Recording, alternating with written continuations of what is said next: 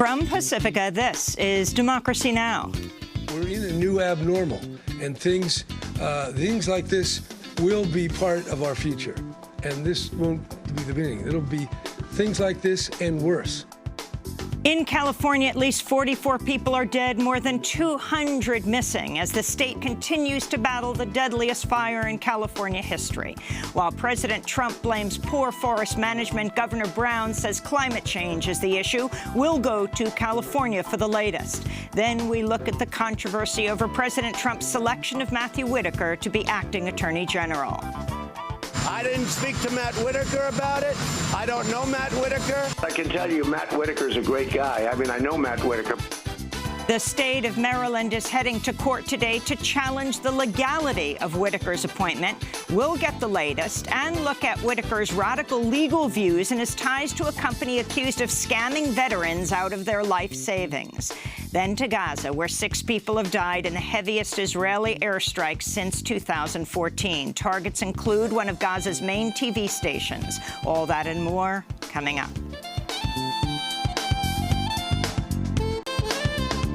Welcome to Democracy Now!, democracynow.org, the War and Peace Report. I'm Amy Goodman. In California, the death toll from the raging wildfire in Northern California reached at least 42 Monday, making it the deadliest in the state's history. The Camp Fire burned down more than 7,200 structures, most of them homes, and razed most of the city of Paradise.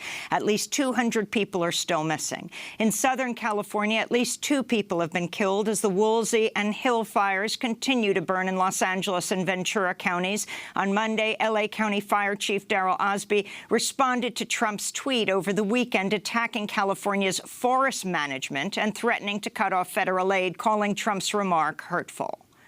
I can just tell you that we're in extreme climate change right now. We don't control the climate. We're doing all that we can to prevent incidents and mitigate incidents and save lives. After headlines, we'll go to California to discuss the links between California's historic wildfires and climate change. In Arizona, Democrat Kyrsten Sinema has won the race for a U.S. Senate seat, defeating Republican and former U.S. Air Force pilot Colonel Martha McSally. Sinema will replace outgoing Republican Senator Jeff Flake, who is retiring. Sinema worked on Ralph Nader's presidential campaign in 2000. She'll become the first openly bisexual senator, the first female senator from Arizona, and it's the first victory a first-time Democrat has won a U.S. Senate seat in Arizona in 30 years. It means Democrats will have at least 47 seats in the Senate as results from Florida and Mississippi remain uncalled. As the Senate and gubernatorial recounts continue in the state of Florida, President Trump said both races should be called for the Republican candidates, claiming voter fraud without any evidence. Trump tweeted the Florida election should be called in favor of Rick Scott and Ron DeSantis, in that large numbers of new ballots showed up out of nowhere and many ballots are missing or forged. An honest vote count is no longer possible. Ballots massively infected must go with election night. Trump's tweet drew outrage and alarm. Vermont Independent Senator Bernie Sanders responded on Twitter, Donald Trump, like his friends in Russia, Saudi Arabia, and North Korea, is an authoritarian leader who does not believe in democracy. The election officials in Florida, Georgia, and Arizona must ignore the rantings of this president and count every vote, Sanders tweeted. In Mississippi, Republican Senator Cindy Hyde-Smith came under increased pressure Monday as video went viral of a remark she made during a campaign stop earlier this month. In it, Hyde-Smith is seen campaigning with a cattle rancher, stating, "If he invited me to a public hanging, I'd be in the front row." Hyde-Smith's opponent for the Mississippi Senate seat is African-American Mike Espy. Questioned by reporters Monday, Hyde-Smith repeatedly refused to answer questions about her remark. We put out a statement yesterday, and we stand by that statement. Could you expand on it then, why you said it, what you meant by it, and why people in the state should not see it as offensive? We put out the statement yesterday, and it's available, and we stand by that statement. Are you familiar with Mississippi's history of lynchings? I put out a statement yesterday, and that's all I'm going to say about it. Mississippi was once considered the lynching capital of the United States. Hyde Smith and Espy will move to a runoff later this month after neither candidate gained the 50% of votes needed to secure the Senate seat.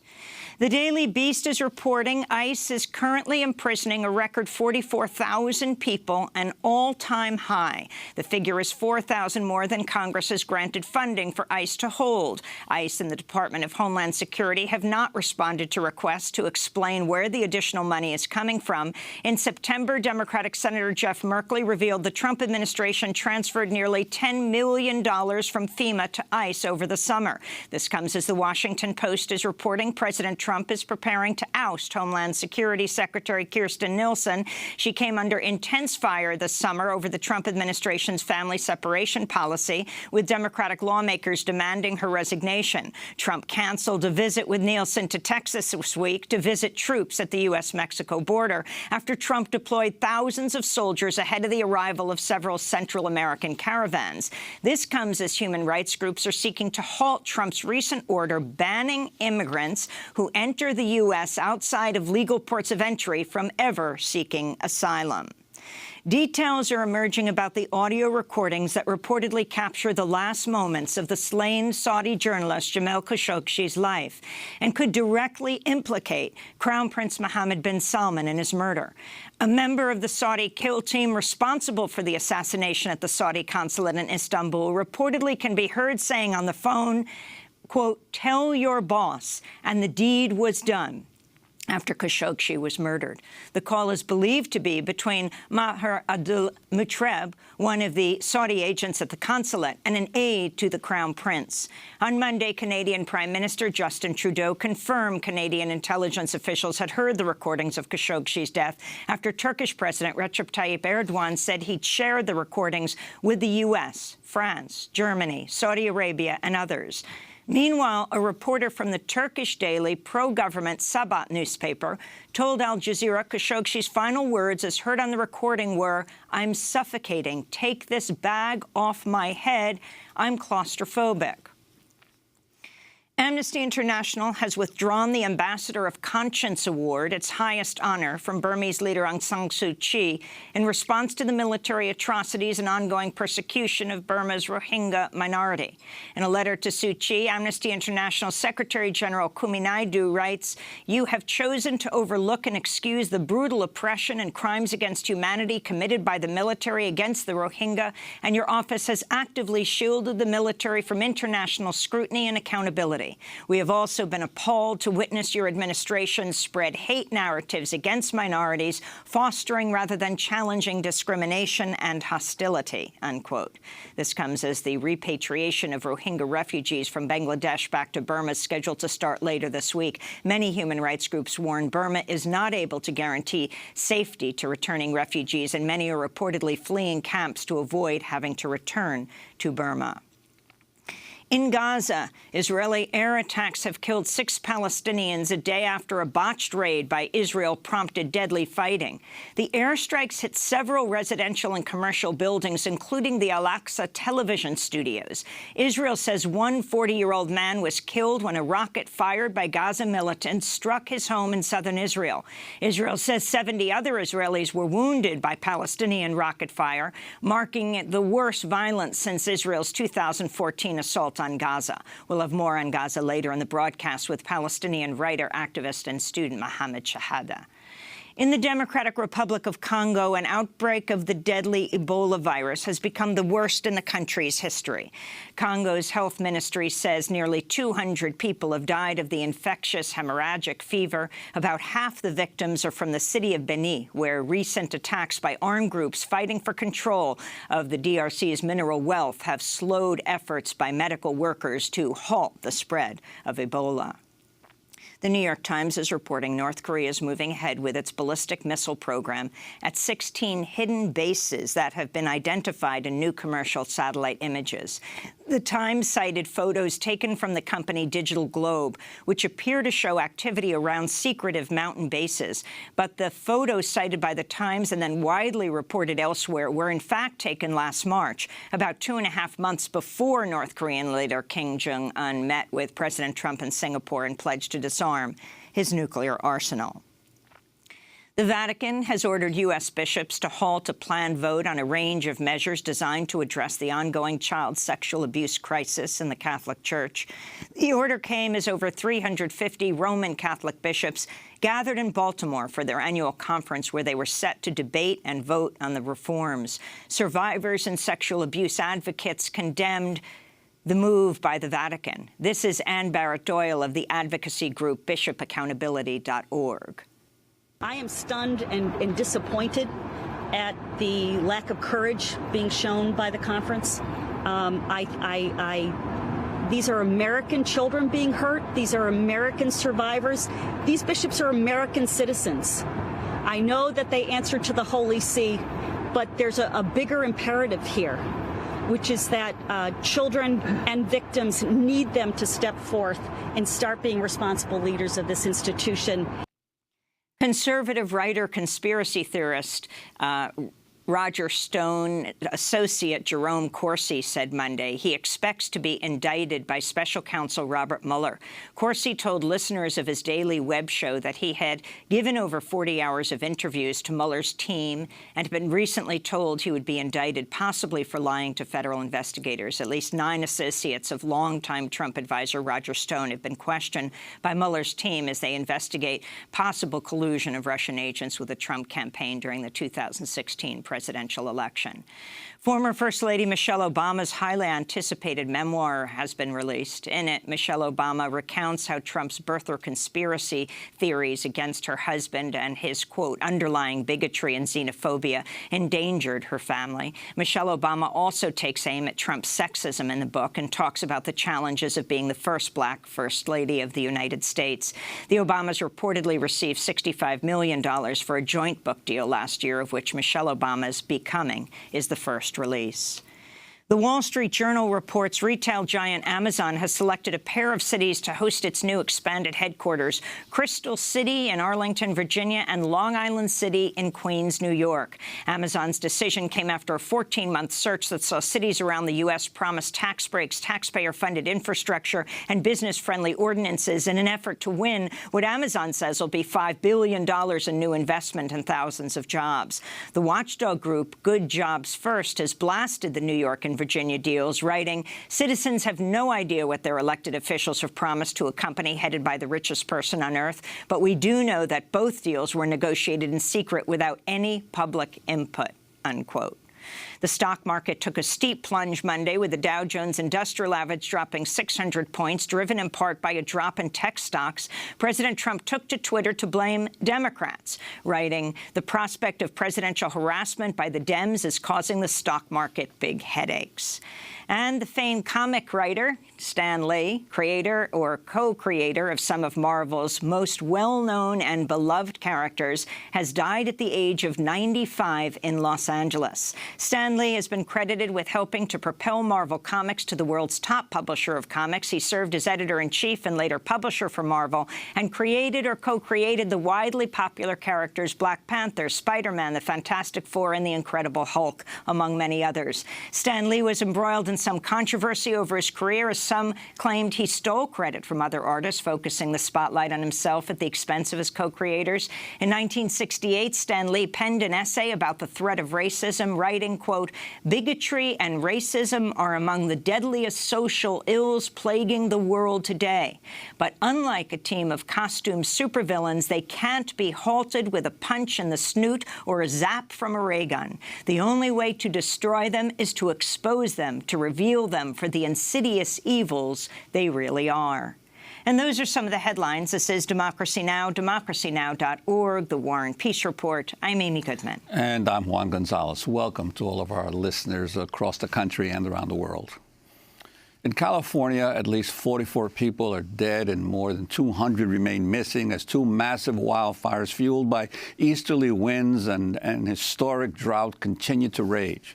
In Northern California's Butte County, the Camp Fire has become the state's deadliest fire in history after the blaze swept through the town of Paradise, killing 42 people and destroying 7,200 structures. Nearly 6,500 of them are homes. Recovery workers say some victims were reduced to bone fragments, raising the prospect of a much larger death toll, as some 228 people remain missing. In Southern California, 250,000 residents of Los Angeles and Ventura counties were ordered to evacuate the Woolsey fire, including the entire city of Malibu and parts of the San Fernando Valley. The fire, which has killed at least 2 people, tore through oceanside homes as panicked residents sought to escape through a massive traffic jam along the Pacific Coast Highway. The Woolsey fire began near the Santa Susana Field Laboratory, site of a partial nuclear meltdown nearly 60 years ago. California's Department of Toxic Substances Control said it did not believe the flames kicked up any radioactive materials. On Sunday, Governor Jerry Brown said the fires were driven by climate change and that California needs to learn to adapt. We're in a new abnormal, and things like this will be part of our future. And this won't be the beginning. It'll be things like this and worse. The fires are so large they can clearly be seen from space. Smoke and ash have left millions of Californians exposed to air quality rated unhealthy or very unhealthy levels, with residents of Los Angeles, Sacramento, and the Bay Area warned against spending time outdoors. President Trump responded to the fires by blaming California officials and threatening to cut off federal aid. Early Saturday, he tweeted, "There's no reason for these massive, deadly, and costly forest fires in California except that forest management is so poor. Billions of dollars are given each year with so many lives lost, all because of gross mismanagement of the forests. Remedy now or no more Fed payments," Trump tweeted. It drew outrage from first responders and state officials. This is Los Angeles County Fire Department Chief Darrell Osby. We're in extreme climate change right now. We don't control the climate.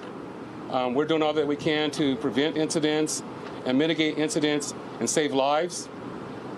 I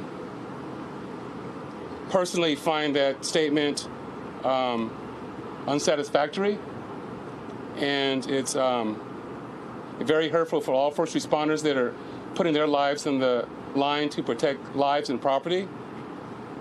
Following a wave of criticism, Trump approved an expedited major disaster declaration for California Monday, unlocking federal funds and resources for those affected by the fires. For more, we go directly to Thousand Oaks, California, where we're joined by climate scientist Glenn McDonald, who, along with his family, had to evacuate his Southern California home on Friday to escape the Woolsey fire. McDonald is the John Muir Memorial Chair of Geography, director of the White Mountain Research Center, and UCLA Distinguished Professor. Professor McDonald, welcome to Democracy Now! So you had to move out of your home. I mean, Thousand Oaks has been hit so hard. First, the massacre of 12 people at the country music bar.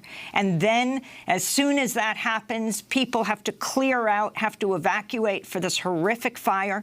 I'm so sorry for all you're dealing with. But can you talk about the fire, about Trump saying it's bad forest management, and about the governor saying this is climate change? Well, first, thank you very much for having me on this show today. It's a pleasure to speak with you. And you're right, it's been traumatic for our community. My wife and I were at the vigil for the victims of the borderline shooting. And we came home that evening, and at 11:20, we got the first call from the emergency alert system here in Ventura County telling us that we were under voluntary evacuation. We could look to the ridgeline and see it was glowing red, and I knew it was just a matter of time, so we began to pack. And sure enough, less than an hour later, we had the call for mandatory evacuation. So it has been a rough time here. About the fire, you know, in some ways, this is a typical a late fall, early winter fire event with a very, very high Santa Ana wind speeds ignition at a time of year when our fuels are absolutely bone dry. And so these sorts of fires are anticipatable. They would be anticipatable without climate change. What climate change is doing, however, is that we see that since the year 2000, we've had about 15 of our 20 largest recorded wildfires here in the States, where we have good records. About 15 of those 20 have occurred since the year 2000. And that's really been linked to and coincidental with record temperatures, increasing temperatures that we see in this century. And those high temperatures, they do several things. Of course, they promote high evaporation rates in the summer when we're not getting any replenishment of water for the fuels, so the fuels become super, super dry. They prolong our fire season. They start it earlier in the spring, and they prolong it later into the autumn and into the winter. And they're a driving force in this. So the governor is quite correct. We could anticipate that these sort of events will occur in the future, and they'll become worse. In fact, modeling, trying to look at what will look like at 2100, is pretty universal in saying that our fire frequencies are going to increase, our fire sizes are going to increase. Maybe we'll have at least one model suggests 77% increase in fire activity like this by the time we get to the end of the century. So these temperatures are driving things, and we can attribute those to increased greenhouse gases. But they're not the only thing. Again, we would have these fires regardless of what's going on with the climate, but they might not be as big, they might not be as frequent, they might not be as difficult to fight. Well, Professor McDonald, given the increased density of population, not only throughout all of California, but especially Southern California, what about the issue of how people get out of harm's way? The problems that have been shown over and over again in terms of evacuation, with highways becoming actually potential ways for more people to die as they're trying to escape. Right. This is, one of the issues that we see in California wildfires. This is a built environment. It's a human environment, how we plan our communities, how we build them. You have to remember that far over 90% of the fires in this state are ignited by humans, by human activity. This is not all firebugs and stuff. It's an Edison or PG&E line going down. It's a weed clearing machine throwing up a spark. It's someone's car breaking down, and they go to the side of the road and they start a fire. So vast majority of our fires are started by people. As we have more people in the state, and we have more people living in the wildland-urban interface zone, we can anticipate that we will have more ignition sources, but we can also anticipate that more people are in harm's way. And we're not going to be able to not have these fires. Pretty much anywhere you build at lower elevations here in the state, you're going to be in a fire zone. You're going to have fuels there. The natural vegetation will burn. So how do you protect yourself when a fire gets going? If we take a look at the deadliest fire that happened, that was not a fire crew related deaths, but of civilians. You go to 1991, the tunnel fire in Oakland, where you had some 25 people lost their lives. A number of them lost their lives in their cars trying to flee that fire on congested roads in the hillside.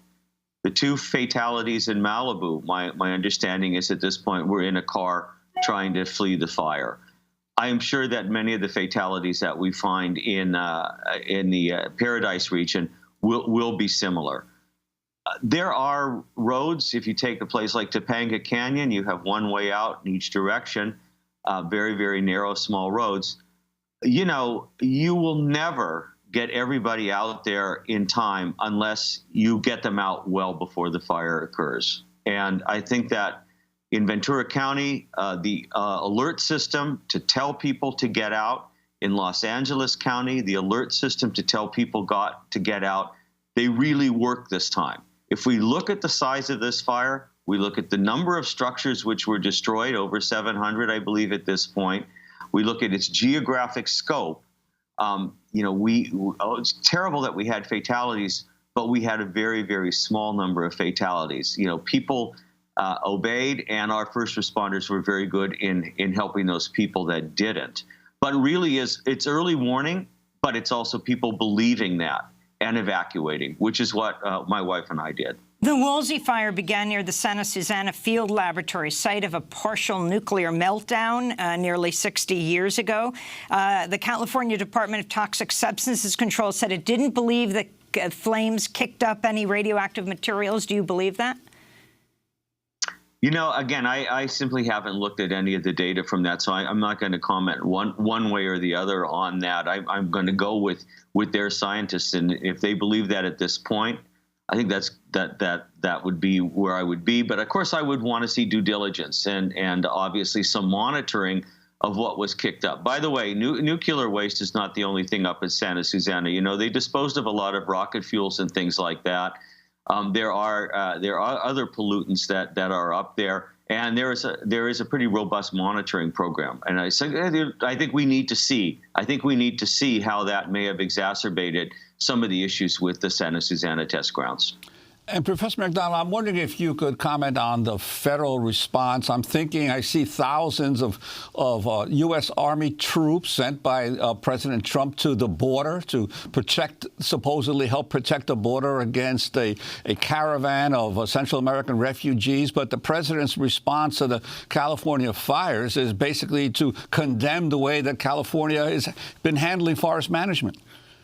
Yeah, I think that was very, very disheartening to see the president, I think, essentially attempting to score some cheap political points, on the backs of people who are suffering here, and on the backs of the people, both state and federal agency people, who are really battling hard these fires and doing a tremendous job. Enough good cannot be said about the first responders here and in Northern California. And so to get that, instead of the president having our back and him showing some empathy, some sympathy, or even some basic understanding of what's going on here, was disheartening.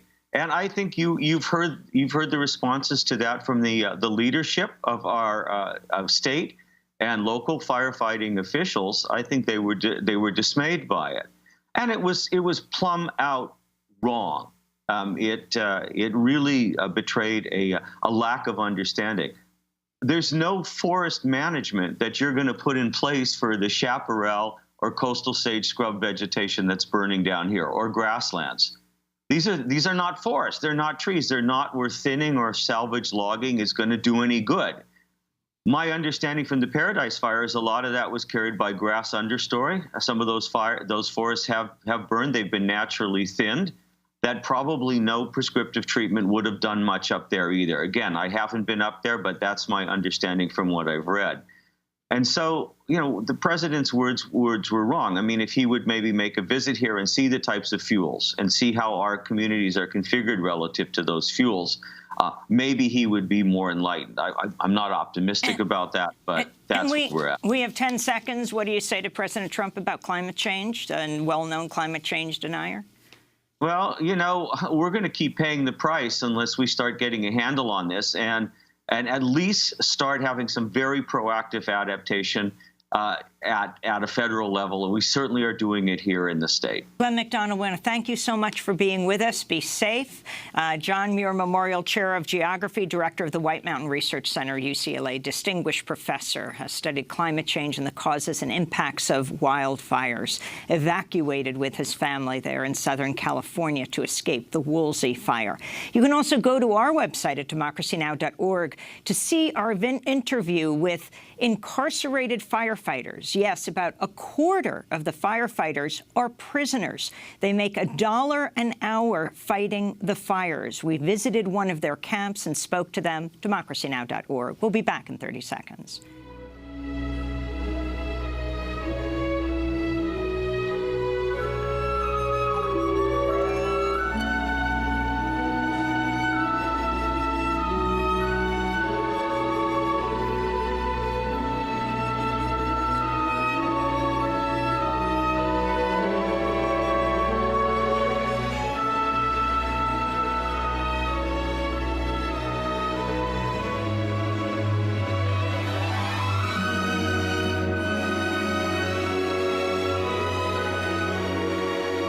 Firebird by the Los Angeles Philharmonic and Esapeka Salanen. This is Democracy Now! I'm Amy Goodman with Juan Gonzalez. Well, we continue to look at the raging wildfires in California, where at least 44 people are dead and more than 200 remain missing as two massive fires across the state continue to rage. The Camp Fire has become the state's deadliest in history after the blaze swept through the town of Paradise, killing 42 people, destroying 7,200 structures, nearly 6,500 of them homes.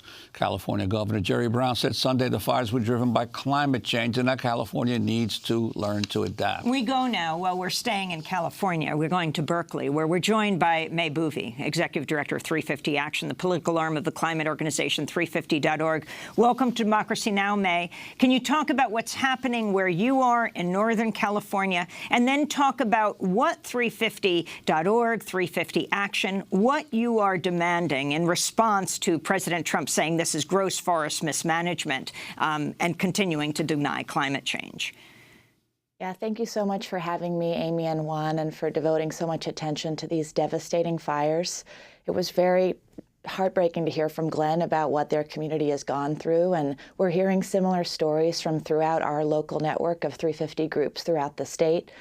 And here in the Bay Area, I can say that the air quality this morning seems to be a little bit better, but for the last few days, people have been staying indoors, wearing masks, and the sky is hazy and doesn't feel anything like what the Bay Area typically is like in this time of the year.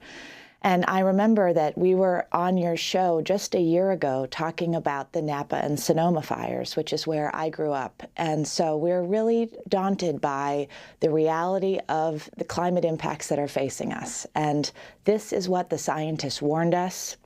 We know that every disaster is a compound event, and there are many risk factors, and climate change makes all the risk factors worse for something like a forest fire.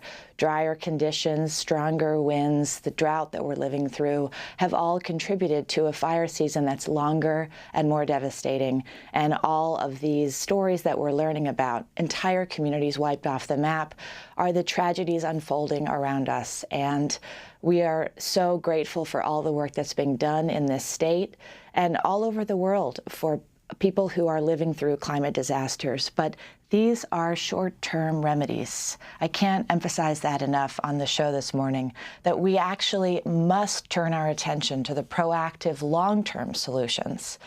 And we know what to do about climate change. It is not a mystery. We know that we have to transition our economy off of fossil fuels and to 100% renewable energy. We know that this transition is going to be good for so many reasons. It's going to put millions of people back to work building the green economy that we know we need.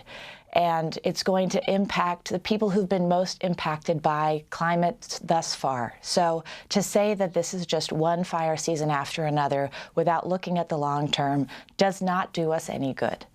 And so we're turning our attention to calling on elected officials, calling on the new members of Congress to really advocate for this Green New Deal that we need and to put us in a much safer position from these rising climate disasters. Well, May I wanted to ask you, in terms of this, the issue of the long-term solutions in the face of total inaction for the federal government. I'm wondering if you could talk about the lawsuit, but with the help of our children's trust, with a group of young people suing the government over its failure to act on climate change. We are so celebrating the work of these brave young activists who have brought this incredible suit against the federal government. They just received a stay from the Ninth Circuit Court just recently, and so their case is getting momentum. And what they're claiming is so important for everyone to know about. They are claiming that the federal government's inaction on climate is putting their future at risk, and they are using the courts to demonstrate that. And the courts, not only with climate, but with so many important issues, migration, mass incarceration, the courts are becoming one of our last lines of defenses against this reckless administration. Not only this suit, but a number of cities have brought litigation against the oil industry for climate damages. The city of San Francisco has done this, and numerous others around the country and increasingly around the world. So we know who's responsible for climate change. That's not a mystery either. The solutions are clear and the perpetrators are clear, and people are starting to hold the fossil fuel industry accountable. In fact, that case, the kids' case around climate change that started under Obama, has been given the go-ahead to proceed by the Supreme Court. I also wanted to ask you about another judicial decision, the routing of the Trump administration around the Keystone XL pipeline. On Thursday, a federal judge in Montana temporarily halting the construction of this controversial pipeline, which would carry oil from Canada's tar sands region in Alberta to refineries as far away as the Gulf. The court's decision requiring the Trump administration to more thoroughly review the potential negative impacts of the pipeline and the surrounding environment and climate change. President Obama halted the construction, which is being built by TransCanada. After years of mass protests, he stopped it in 2015, but one of his first official acts as president, Trump reversed the order shortly after and gave the green light for both the Dakota Access Pipeline and Keystone XL. This is an amazing judicial decision, May. It's a huge blow to the Keystone XL pipeline and to pipeline fights all over the world where people are fighting to keep fossil fuels in the ground. And this was an incredible victory. And the indigenous peoples, the farmers and the ranchers along the route and all of their allies were celebrating this. And no one is going to stop keeping up the pressure, but this is a massive setback. Trump and TransCanada will have to go back to the drawing board and show their work and demonstrate what, frankly, will be incredibly difficult to demonstrate, because we know that tar sands are one of the leading drivers of climate change, and we know that the pipelines out of the tar sands are what help exploit them. And not only that, but the decision also required that there be evidence about the cultural impact of this pipeline. And so there's a lot of aspects that are going to challenge its future, and there was a lot of hard work that helped make this happen. And May, if you could talk briefly about a couple of defeats that occurred in the elections last week in Colorado and Washington State by initiatives pushed by advocates seeking to address climate change.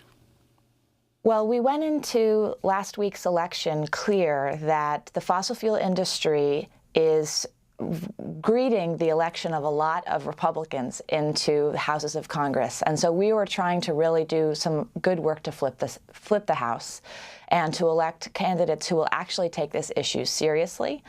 And so that was definitely something that was a focus, but there were some real setbacks when it came to ballot initiatives. And we were paying attention to a lot of them, including the ones you mentioned. And in Colorado, what was at stake was a setback that would protect communities from fracking wells being near their homes and schools. And in Washington, what was at stake was an actual means on climate solutions around putting a price on carbon. And in both cases, big oil poured in tens of millions of dollars. In Colorado, $41 million, and in Washington, $31.5 million. In Colorado, we were outspent 40-1 by big oil. And in both cases, it's crucial to know that when those campaigns began, the public was overwhelmingly supportive of these initiatives. But when you start to warp the political process and drip it in oil money, these are the outcomes that we have. And that is why we are so focused on the need to change the social license of this industry who caused climate change. They know they caused it, they lie about it, and they profit from it. And here we hear these stories of these massive disasters, and this industry has to be held accountable. So while we did suffer some defeats in those fights, the lines of the battles are increasingly clear, and the movement is strong and resolved to fight. We want to thank you so much, May Bouvi, Executive Director of 350 Action, the political arm of the climate organization 350.org. Democracy Now! Will be in Poland for the week of December 10th, covering the UN Climate Summit. So do tune in to our special coverage. This is Democracy Now! When we come back, we go to Gaza. Stay with us.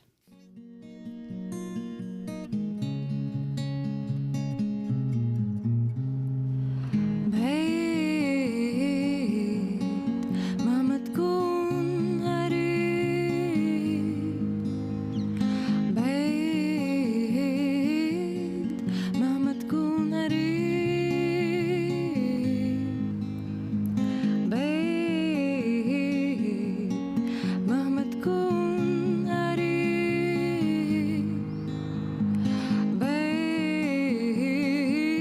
Orders and promises. This is Democracy Now! I'm Amy Goodman with Juan Gonzalez. The death toll in Gaza has risen to at least 6 after Israel launched its heaviest airstrikes on the region since 2014, targeting scores of buildings, including a TV station, Al-Aqsa TV. Israeli airstrikes also reportedly hit dozens of homes. Militants in Gaza responded by launching hundreds of homemade rockets into Israel. One person in Israel was reported killed, a Palestinian man in Ashkelon. 16 others were injured, including at least two who critically. The recent escalation began after a team of Israeli commandos drove into the southern Gaza city of Khan Yunis Sunday in a clandestine raid that killed 7 Hamas members, including a commander. Israel said one of its soldiers had been killed in an exchange of fire before Israel called in tank fire and airstrikes while the commandos escaped back to Israel. Well, for more, we're joined by Mohammed Shihada, a writer and activist from the Gaza Strip, writes for Haaretz, The Forward, and other publications. Mohammed, welcome to Democracy Now! Can you explain to us what you understand is happening in Gaza as you join us from Sweden, where you're a student? Well, it started with Israel carrying out an undercover assassination against the top Hamas leader, Noor Baraka, at the worst and most inexcusable time one could ever think about, only a few days after Hamas and Israel supposedly reached an understanding to restore tranquility and calm and reintroduce progress to Gaza. Once the Israeli cover was blown up, Hamas retaliated with a barrage of improvised primitive projectiles on Israel's south, with the aim to draw a red line of deterrence for Israel that it cannot do as it may please in the Gaza Strip. Israel responded immediately with an explicit implementation of the Oxford definition of terrorism, basically intimidating and terrorizing Gaza's civilian caged population as an instrument to achieve political gains, essentially to send strong messages to Hamas and, according to a senior Israeli officer, exact a price from the other side. The bombed buildings are usually pre-designated targets, where Israel's choice of the next target is carefully calibrated in accordance with the desired magnitude of pain it wishes to leave Gaza with in order to teach it a lesson, so that when people wake up, they see destruction, rubble, and funerals everywhere, they would be presumably terrorized back into passivity. This morning, a senior Israeli Air Force commander said that the nature of the targets, quote, are completely different from anything we've known in the past. These targets are of high-rise buildings in the city centers. Can you talk about the bombing of Al-Aqsa TV in Gaza? Well, basically, Israel claims to have warned people in advance that the building is going to be targeted, press compound for Al-Aqsa TV. However, it doesn't make it any better to give people a choice between losing their constructions or homes or losing their lives. Today, for instance, people were awakened at 4:30 in the morning, in the very early morning, to an Israeli phone call saying you have only 1 minute to leave your homes or else you will die inside them. Afterwards, Al Yazdi Tower in the very heart of Gaza was obliterated from existence, reduced to rubble and misery. And people, that construction, in addition to 7 others, including Al-Aqsa TV compound, used to house tens of Gazan families, civilian families, essentially, including kindergartens and entrepreneurial centers. So what we are seeing here is that Israel is trying to teach Gazans a lesson, not to walk out of the line, not to be loud about their slow death, by inflicting the severest and most traumatic pain it could afford to do. Could you talk about the timing of this assassination attempt that touched off this latest troubles, especially in light of the fact that there appeared to be at least some potential for restarting some kind of negotiations between Israel and the Palestinians and the involvement of other powers in the region in some sort of mediation? Well, Gaza has shown extraordinary commitment to overwhelming nonviolence over the last at least 6 months of protest demanding their right to life at the 5-meter fence that entraps the enclave. Eventually, Israel decided that if the protests are distant from the fence, in return, Gaza would be given an increase in the influx of Qatari fuel and money to pay the salaries of government officials and increase the electricity daily dose for Gaza's population. However, once this, let's say, ceasefire understanding settled in, Israel seized the opportunity to immediately target Hamas, thinking that they cannot retaliate with the interest of maintaining the ceasefire.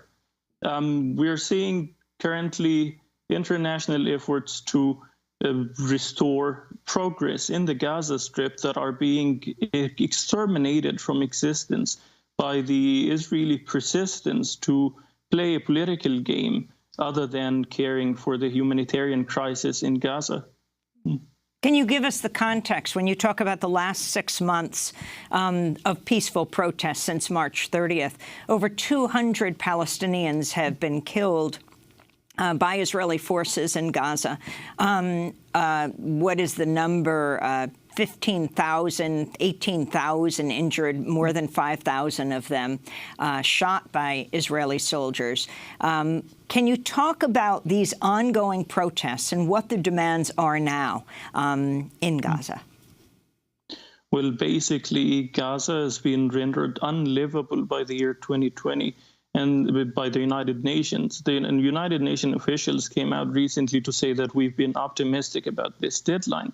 Gaza is already, in fact, unlivable. If you look at the humanitarian situation in Gaza, you have an ever-increasing segment of extreme poverty. About 80% of the population depend on food packages and humanitarian aid to survive. And you have 97% of the water unfit for human consumption, totally polluted. For this, Gazans decided to rise against their slow death and take initiative with their own hands. People have been marching to the Gaza borders for more than 6 months every Friday and on other days of the week to demand their right to life, to demand that the blockade shall be removed. And Israel time and again refused to acknowledge the basic facts that people in Gaza are caged in a toxic slum from birth to death, where they are being suffocated out of hope, out of life, out of any sense for progress, and hollowed out of their souls eventually.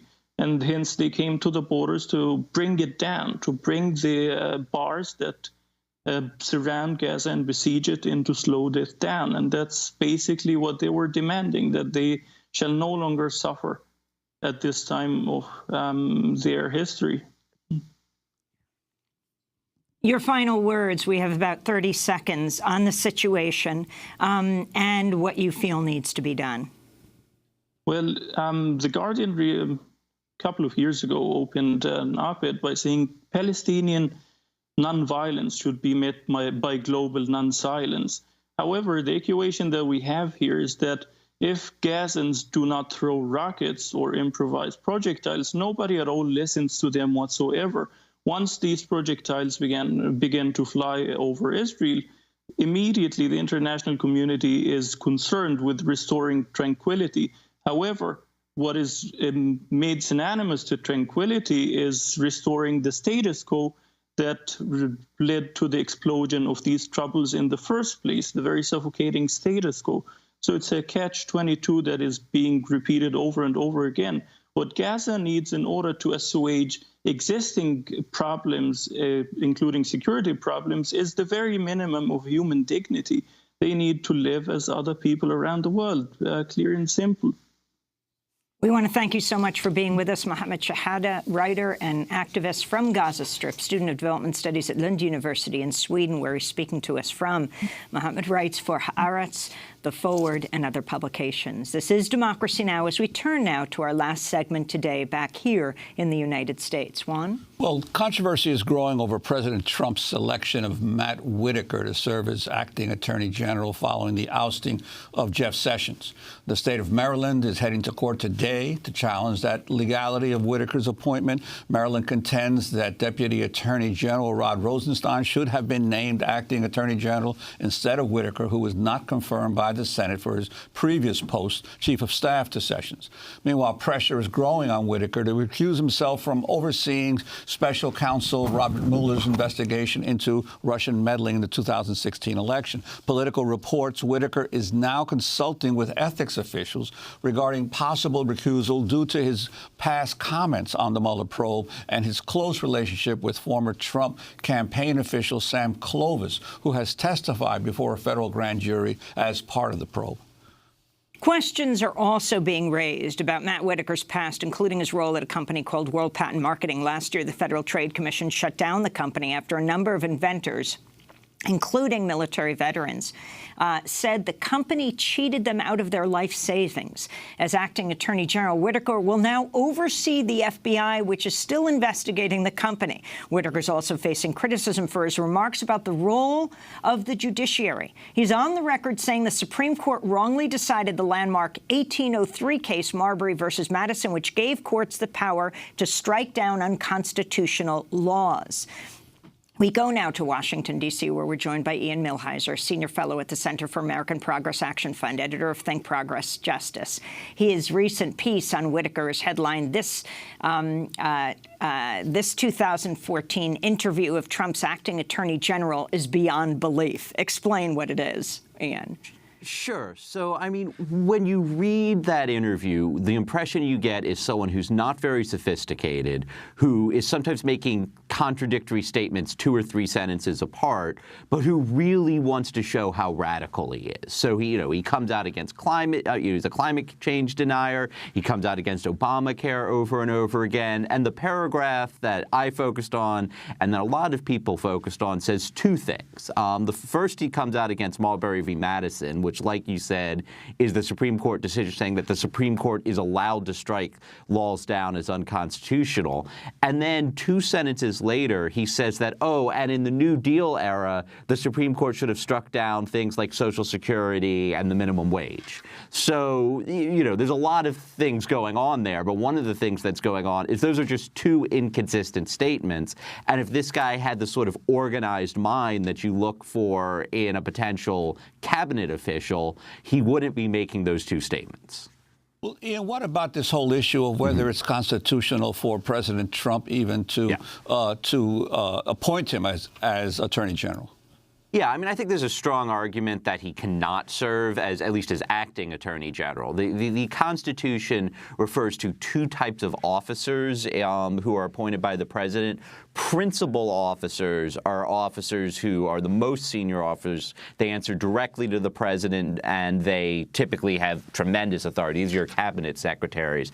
And then it also refers to inferior officers, who are the people who answer to a principal officer or to another inferior officer. The Attorney General is a principal officer, and the Constitution says that principal officers have to be confirmed by the Senate. So I think there's a very strong legal argument here that this guy cannot serve as acting attorney general and that Trump needs to find someone else who serves in a Senate-confirmed role. And his comments talk about the theory in the school he comes from that says that the judiciary is not co-equal branch of government with the executive. I mean, I think it's giving Whitaker a bit too much credit to say that he comes from any particular school of thought. I mean, the only thread that I could see throughout Whitaker's writings and his statements is that he thinks that Republicans should always win. And he sort of vomits out talking points that have been used in the past to justify Republican victories. But again, like, many of his statements are inconsistent with each other. Like, he'll say in one breath that the Supreme Court shouldn't be deciding constitutional cases at all, and in the next breath say the Supreme Court should have struck down a bunch of laws that he thinks are unconstitutional. So, he doesn't appear to have any driving legal theory. He just says things that he's heard that lead to the outcomes he likes. So can you talk about, the story is his friend and ally Clovis, who is the Trump campaign manager in Iowa, told him to get on TV, start speaking out against the Mueller probe. You'll get Trump's attention, and then you'll get appointed. And so that's exactly what he did. He said, defund the Mueller probe. You can do anything you want to shut it down. And he becomes the Attorney General. Comment on that, and Trump saying he doesn't even know the guy, though clearly he's been to the White House scores of times. And Trump himself said that he knew him in a previous comment. Yeah, apparently he was Trump's spy. Like, he was literally on the phone with Trump, you know, giving information about what's going on in the Justice Department. I mean, let's back up a second. Let's go back to 2 years ago. When Trump came to Washington, he didn't know very many people. And so his original list of appointees were this hodgepodge of, like, people the Republican Party told him to appoint, a few campaign surrogates. There's actually a shocking number of government jobs, including a bunch of ambassadorships that are still open because Trump doesn't know who to appoint to those jobs. And what I think the Whitaker appointment shows is after 2 years in Washington, he's starting to learn who his cronies are. He's starting to learn who the people are who are absolutely reliable, who won't put the rule of law over the rule of Donald Trump. And he's trying to get those people into key jobs. And so that's what I think is driving this appointment. It's that Trump has been here in D.C. long enough that he knows, oh, that guy right there, if I make him Attorney General, he'll do whatever I want. And what do you know about Whitaker's past legal record? And could you compare him in some way, if it's possible, to the person who's supposedly temporarily succeeding, Jeff Sessions? Right. I mean, Jeff Sessions is a terrible racist human being, but he had a pretty typical resume for a cabinet official. You know, he was a U.S. attorney in Alabama. He was Attorney General of Alabama. He was a United States Senator for many years. That's the sort of experience that you normally look for in someone who has that kind of job. And it also included some very serious legal experience. When you look at Whitaker, I mean, Whitaker did serve as a U.S. attorney, but it turns out that, like, he probably got that role because he was one of the officials the Bush administration appointed to bring politically motivated prosecutions. His record before he was Attorney General, I mean, he spent a lot of time as a personal injury attorney, which is not the sort of resume line you normally look for in a potential U.S. attorney or in a potential Attorney General. So he's kind of this mediocre lawyer who doesn't understand very much about the Constitution, who doesn't know enough to know that he's sometimes saying things in the same paragraph that contradict each other. But what he has done throughout his career, both in the Bush administration and in the Trump administration, shown that he's willing to do the dirty work that the Republican Party wants done, and that's been very good for his career. Finally, before we go, the latest news in Arizona, Democrat Kyrsten Sinema has won the race for U.S. Senate, defeating Republican former U.S. Air Force pilot Colonel Martha McSally. She replaces outgoing Republican Senator Jeff Flake, who's retiring. Sinema worked for Ralph Nader's presidential campaign in 2000. She becomes the first woman elected to the Senate from Arizona, the first Democrat to win a Senate seat from Arizona in 30 years, the first openly bisexual senator. Talk about the significance of this victory. Yeah, I mean, it's a big deal to see a Democrat elected from Alabama. This is not from Alabama, from Arizona. This is Barry Goldwater's state. Sinema is a very savvy politician. I've been watching her since she was in the state Senate, and she's just very, very good at reading her electorate. I will say one other thing, though, which is, I mean, it's good news for Democrats that they got this Arizona seat, but the trend we're seeing in the Senate is very frightening because each state gets 2 senators regardless of how big it is. So Wyoming gets the same number of senators as California, even though Wyoming has 1/68th of the people of California. Republicans tend to be in smaller states. Democrats tend to cluster in urban regions. And so the trend we're seeing in the Senate is very, very frightening and leads to the point where Republicans may have permanent control over the body. And you just don't want one party to have permanent control over an entire house of the legislature. And then you have Martha McSally. While she lost, she might Senator Kyle, who wanted to retire, could step down, and she could be appointed as the other senator. Then there would be 2 women representing Arizona. But your point taken. Ian Millhiser, I want to thank you for being with us. There are 2 Senate races left unresolved. There's the race that goes to a runoff in Mississippi and, of course, Florida. And that is being recounted. Ian Millhiser, Senior Fellow at the Center for American Progress Action Fund, editor of Think Progress Justice. That does it for our show. Democracy Now! Produced by Mike Burke, Dina Guzder, Nermin Sheikh, Carla Wills, Tammy Warrenoff, Sam Alkoff, John Hamilton, Rabbi Karen, Hani Masood, Trina Nadura, Tamari Astudio, and Libby Rainey. I'm Amy Goodman with Juan Gonzalez. Go to our website, democracynow.org, for all video and audio podcasts and transcripts.